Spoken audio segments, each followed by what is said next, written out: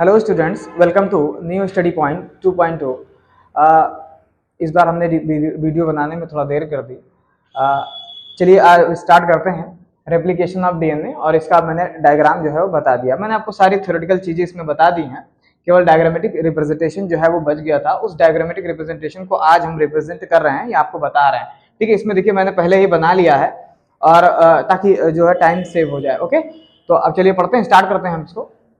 कि पहला लिखा है कि ये जो मैंने डीएनए के दोनों स्ट्रैंड्स येलो कलर से बनाए हैं, इन दोनों स्ट्रैंड्स को टेम्पलेट स्ट्रैंड ऑफ डीएनए कहा जाता है। टेम्पलेट स्ट्रैंड ऑफ डीएनए का मतलब होता है डीएनए का वो स्ट्रैंड जो टेम्पलेट्स के रूप में इस्तेमाल किया जाएगा, सांचे के रूप में इस्तेमाल किया जाएगा, जिसपे एक नया डीएनए जो है वो सिंथेसाइज होगा या बनेगा। उस स्ट्रैंड ऑफ डीएनए को क्या बोलते हैं? टेम्पलेट स्ट्रैंड ऑफ डीएनए बोलते हैं। ओके, जैसे ही ओरिजिन बाइंडिंग प्रोटीन्स, मैंने आपको बताया था कि जैसे ही origin binding proteins replication origin पे कंबाइन करता है, तो वैसे ही एटीपी का इस्तेमाल करके वहां पे उस हाइड्रोजन बॉन्ड्स को ब्रेक कर दिया जाता है, और वहां पे एक वाई शेप्ड का स्ट्रक्चर बनता है, और उस वाले वाई शेप्ड स्ट्रक्चर को बोलते हैं रेप्लिकेशन फॉर्क। देखिए आपके सामने लिखा मैंने रेप्लिकेशन फॉर्क, जो कि एक वाई शेप्ड का जो है वो स्ट्रक्चर यहाँ पे देखिए बन रहा है। आप देखिए ये अंग्रेजी के लेटर वाई जैसा जो है वो दिखाई दे रहा है। ओके, और बताया था कि इस रेप्लिकेशन ओरिजिन के जस्ट आगे, थोड़ा सा आगे, एक एंजाइम जो है वो ज्वाइन करता है, जिस एंजाइम को बोलते हैं टोपो आइसोमेरेज सेकेंड। क्या बोलते हैं? टोपो आइसोमेरेज सेकेंड। इसी को हम क्या बोलते हैं? डीएनए गायरेज के नाम से भी जानते हैं। इसका काम क्या होता है कि ये डीएनए के दोनों स्ट्रैंड्स पे छोटे छोटे निक्स बनाता है, काटता है, और उनकी जो क्वाइलिंग है, यानी उनकी जो बहुत ज्यादा क्वाइलिंग, सुपर क्वाइलिंग, उन सुपर क्वाइलिंग्स को कम करके डीएनए हेलिक्स में बदल देता है, यानी उनकी ट्विस्टिंग कम कर देता है, यानी क्वाइलिंग को कम कर देता है। ये इसका काम है टोपो आइसोमेरेज। ध्यान रखिएगा, ये डीएनए के दोनों स्ट्रैंड्स पे ये काम करता है, नहीं तो टोपो आइसोमेरेज फर्स्ट होगा तो वो डीएनए के केवल एक ही स्ट्रैंड पे वर्क करेगा। ओके, चलिए अब ये जो डीएनए का जो सिंथेसिस है वो हमेशा 5 से 3 डायरेक्शन में होता है। कहां से होता है?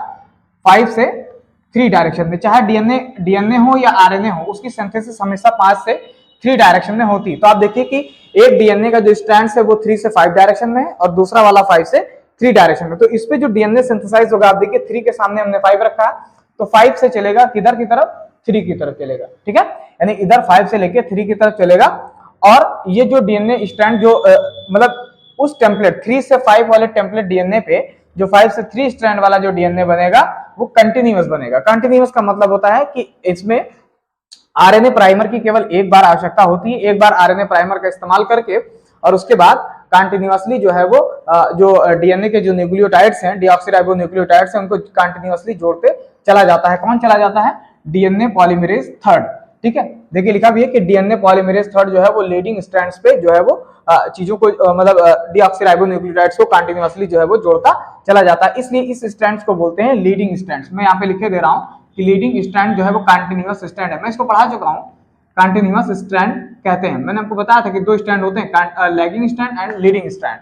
तो लीडिंग स्ट्रैंड जो होता है, इस पे डीएनए की जो सिंथेसिस होती है वो कंटिन्यूअस होती है। आप देखिए यहाँ पे एक आरएनए प्राइमर की आवश्यकता है, मैंने बता भी दिया है कि आरएनए प्राइमर जो है वो आरएनए का एक शॉर्ट सा सेगमेंट है, जो कि आरएनए पॉलीमरेज या प्रीमेज नामक एंजाइम से जो है वो बनाया जाता है। ठीक है, और ये प्रीमेज एंजाइम जो है वो हमेशा किससे? डीएनए हेलिकेज से एसोसिएटेड होता है। ये भी बाद में मैंने बता दी थी। और डीएनए हेलिकेज जो है वो जीपर के रूप में इस्तेमाल किया जाता है। जीपर का मतलब होता है कि यही जो है जो इस बेस को, जो बेस पेयर्स है ना, इनके बेस पेयर को काटता हुआ कैंची की तरह चला जाएगा, यानी इसको जो डीएनए हेलिकेज है वो जीपर के रूप में मतलब ओपन करता चला जाएगा। क्यों? क्योंकि मैंने बताया कि डीएनए टोपो आइसोमेरेज है, सेकंड डीएनए गायरेज इसको बोलते हैं। ये क्या करता है कि लोकल अनट्विस्टिंग करता है, यानी जो सुपर कॉइलिंग है उसको कम करता है, और ये जो डीएनए हेलिकेज है वो जीपर के रूप में इस्तेमाल करके बेस पेयर्स को काटता हुआ चला जाता है। ठीक है, और इसी के साथ एसोसिएटेड कौन होता है? आरएनए पॉलीमरेज एंजाइम, या इसको प्रीमेज एंजाइम बोलते हैं, जो आरएनए प्राइमर की सिंथेसिस करता है।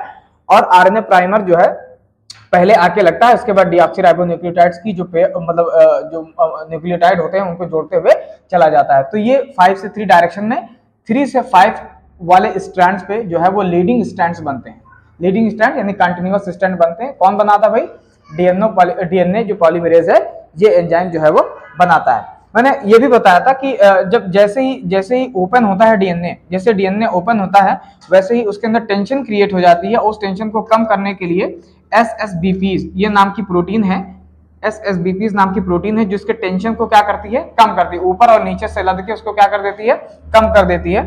इस प्रक्रिया को बोलते मतलब इस प्रोटीन को बोलते हैं सिंगल स्ट्रैंडेड बाइंडिंग प्रोटीन्स। क्या बोलते हैं? Single stranded binding proteins. ये क्या करते हैं? Reduce the tension. आप ऐसे बोलेंगे रिड्यूस द टेंशन, यानी टेंशन को क्या करेगा, ये रिड्यूस करेगा, या आप ऐसे बोल सकते हैं स्टेबलाइज द टेंशन, टेंशन को स्टेबलाइज करेगा, ये इसका जो है वो काम होगा। ओके, अगर हम दूसरे वाले स्ट्रैंड पे आ जाएं जो 5 से 3 वाला टेम्पलेट है, 5 से 3 वाला टेम्पलेट है, अगर इस पे देखेंगे तो इस पे जो डीएनए की जो सिंथेसिस होती है 5 से 3 डायरेक्शन में, यहां देखिए 5 से 3 डायरेक्शन में जो डीएनए की सिंथेसिस होती है वो एकदम से नहीं होती बल्कि फ्रैगमेंट्स में होती है। फ्रैगमेंट्स में होता है, टुकड़े में होती है, और हर बार हर टुकड़े को बनने के लिए एक आरएनए प्राइमर की आवश्यकता होती है। आप देखिए आरएनए प्राइमर की आवश्यकता हर बार पड़ रही है, ठीक है। तो इसका मतलब होता है कि ये जो स्ट्रैंड्स है इसके अंदर जो डीएनए की सिंथेसिस होती है वो फ्रैगमेंट्स के रूप में होते हैं, छोटे छोटे टुकड़ों के रूप में होती है, और हर बार हर टुकड़े को बनने के लिए एक आरएनए प्राइमर की आवश्यकता होती है, और कम से कम 200 या 300 100-200 आप ऐसे समझ सकते हैं, 100 या 200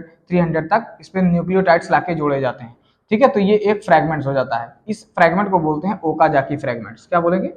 ओकाजाकी फ्रैगमेंट्स बोलेंगे, ठीक है। ओकाजाकी फ्रैगमेंट्स के नाम से जाना जाता है। ऐसे ही 5 से 3 डायरेक्शन में यहाँ पे बनता है, यानी 5 से 3। अब देखिए डीएनए की सिंथेसिस 5 से 3 ही है, केवल टेम्पलेट का स्ट्रैंड बदल गया। तो इधर से हम चलेंगे 5 से 3 जो है वो चलता रहेगा। अब यहाँ पे देखिए कि जो ये स्ट्रैंड्स बनते रहेंगे, और ये क्या है कि डीएनए पॉलीमरेज थर्ड जो है वो ओकाजाकी फ्रैगमेंट्स को बनाता रहेगा। बनाते बनाते क्या होगा, उसके बाद क्या होगा कि इन फ्रैगमेंट्स को जोड़ा जाएगा, ठीक है। तो जोड़ने के लिए जो एंजाइम है उसका नाम है डीएनए लाइगेज, ठीक है। डीएनए लाइगेज क्या करेगा कि इन एंजाइम्स को क्या करेगा, जोड़ देगा, मतलब सॉरी इन न्यूक्लियोटाइड्स को क्या करेगा, जोड़ देगा डीएनए लाइगेज की मदद से। लेकिन उससे पहले क्या किया जाएगा, जो डीएनए पॉलीमरेज फर्स्ट था, आर्थन कॉर्नबर्ग का जो 1957 में डिस्कवर किया, तो डीएनए पॉलीमरेज फर्स्ट क्या करेगा कि जितने आरएनए प्राइमर्स हैं उनको हटा देगा और उसकी जगह पे डीऑक्सीराइबोन्यूक्लियोटाइड्स को जोड़ देगा, ठीक है। डीऑक्सीराइबोन्यूक्लियोटाइड्स को जोड़ेगा किसकी हेल्प से? डीएनए लाइगेज की हेल्प से, और यहाँ पे फ्रैगमेंट जो है वो ज्वाइन कर दिया जाए। तो इस तरीके से 5 से 3 टेम्पलेट स्ट्रैंड पे जो डीएनए सिंथेसिस हो रहा है वो फ्रैगमेंट्स में बनते हैं, और इन फ्रैगमेंट्स को बाद में डीएनए लाइगेज से जोड़ा जाता है। इसलिए इस प्रकार के डीएनए को या इस प्रकार के स्ट्रैंड को बोलते हैं लैगिंग स्ट्रैंड्स। भाई लैगिंग का मतलब होता है कोई चीज लैग कर रही है, बार बार रुक रही है, ठीक है। मैंने ये पहले ही बता दिया थ्योरेटिकल में कि जो लैगिंग स्ट्रैंड्स होगा उसमें न्यूमरस आरएनए प्राइमर की आवश्यकता होगी, यानी बहुत सारे आरएनए प्राइमर की आवश्यकता होगी। जितनी बार बनेगा उतनी बार आरएनए प्राइमर की आवश्यकता होगी। बाद में इन आरएनए प्राइमर्स को कौन हटा देगा? डीएनए पॉलीमरेज फर्स्ट, और उसकी जगह पे भर देगा किसको? डीऑक्सीराइबो न्यूक्लियोटाइड को। उसके बाद जोड़ दिया जाएगा डीएनए लाइगेज की हेल्प से। तो ये भी एक स्ट्रैंड बन जाएगा और ऊपर वाला भी एक स्ट्रैंड जो है वो बन जाएगा, ठीक है। तो इधर की तरफ जो रेप्लिकेशन फॉर्क है वो बनता रहेगा, मतलब चलता रहता है, और इधर डीएनए की जो सिंथेसिस है वो बनती रहती है, ठीक है। और डीएनए की सिंथेसिस इनके बेस पेयर पे डिपेंड करती है, बेस पेयर से आके ही जुड़ना चाहिए। भाई आप जानते हैं कि एडेनिन का थायमिन के साथ और ग्वानिन का साइटोसिन के साथ जो है वो होता है। तो ये जो आपका जो डायग्राम था, ये रेप्लिकेशन का जो पार्ट था, वो रेप्लिकेशन इसी तरीके से जो है वो किया जाता है। इतना मैंने आपको बताया है, पूरा जो थ्योरी है उस थ्योरी में मैंने पीछे पढ़ा दिया, आप उसको देख लीजिएगा, ठीक है। तो उसमें ये जो पार्ट था उस पार्ट को आपको जो है वो देखना है, ठीक है। तो इस चीज को आप अच्छे से पढ़ लीजिए। इसके बाद जो हम अगला टॉपिक आपको पढ़ाते हैं वो पढ़ाएंगे ट्रांसक्रिप्शन, ठीक है। तो ट्रांसक्रिप्शन में क्या होता है कि जो डीएनए की जितनी भी जेनेटिक इंफॉर्मेशन होती है उसको आरएनए के अंदर कोडेड कर दिया जाता है ताकि पॉलीपेप्टाइड चेन की सिंथेसिस हो सके। ऐसी प्रक्रिया को ट्रांसक्रिप्शन जो है वो कहा जाता है, वो अगले लेक्चर में देखा जाएगा, ठीक है। तो इसको आप ध्यान से देखिए, अभी इस फ्रैग बना लीजिए, ये आपके एग्जामिनेशन के लिए बहुत ज्यादा जरूरी है, ये आ सकता है, ठीक है। Okay, thank you.